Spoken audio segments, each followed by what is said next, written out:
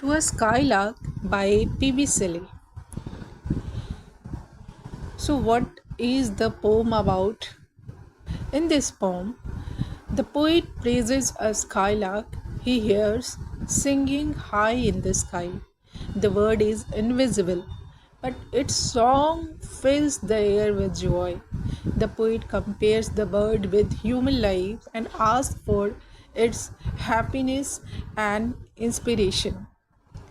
And the very ending line and the very popular line of this poem, the world should listen then as I am listening now. The poet compares the bird with human life and asks for its happiness and inspiration. The structure of the poem is written in 21 stanzas and 5 lines each. A rhyme scheme is AB, ABB. Meter, line 1 to 4 in trochaic meter and line 5 is in iambic hexameter. This pattern creates the feeling of the skylark's songs and flight. The poet greets the skylark as a happy spirit, not an ordinary bird. He describes how the bird flies high in the sky, singing sweetly but cannot be seen. The poet uses many beautiful comparisons, similes, to show how wonderful the bird is. He wonders what makes the bird so joyful and where it gets its music from. He says the bird does not know human sorrow like pain, hate, pride, and fear. Human thinks too much and are unhappy.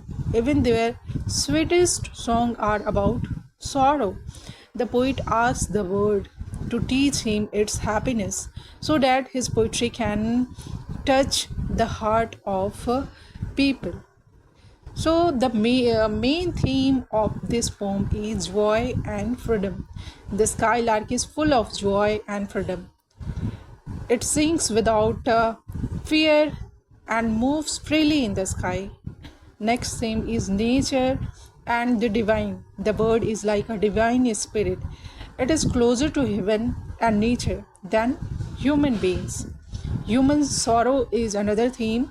Shelley says humans are full of sadness, worries, and desires. We cannot enjoy life as purely as the bird. Poetry and inspiration is another theme. The poet wants the bird's inspiration to write such poetry that the world will listen. The final line is the world should listen then as I am listening now.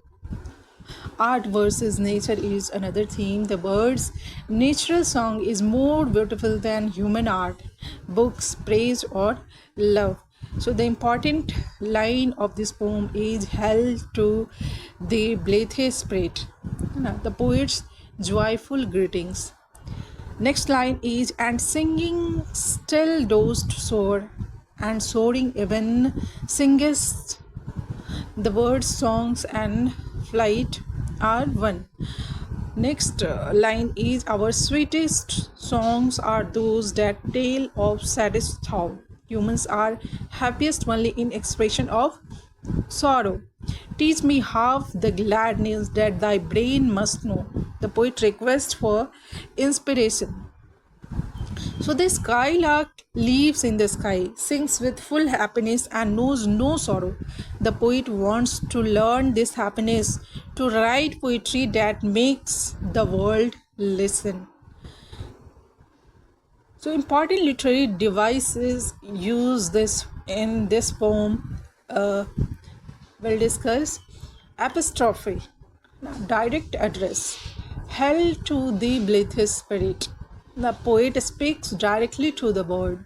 Simile, comparison, like a cloud of fire. The bird is compared to a cloud of fire.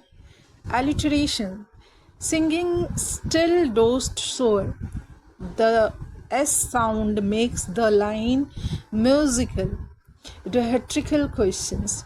What thou art we know not. The poet asks questions but does not expect answer. Personification. Scorner of the ground. The birds is given human qualities. Contrast. Bird's joy versus human sorrow and pain. So, in short, the skylark is a symbol of pure joy, freedom, beauty, inspiration, spiritual happiness. And to a skylark is a beautiful ode that celebrates joy, freedom, and the power of inspiration. It reminds us that nature can teach us how to live fully.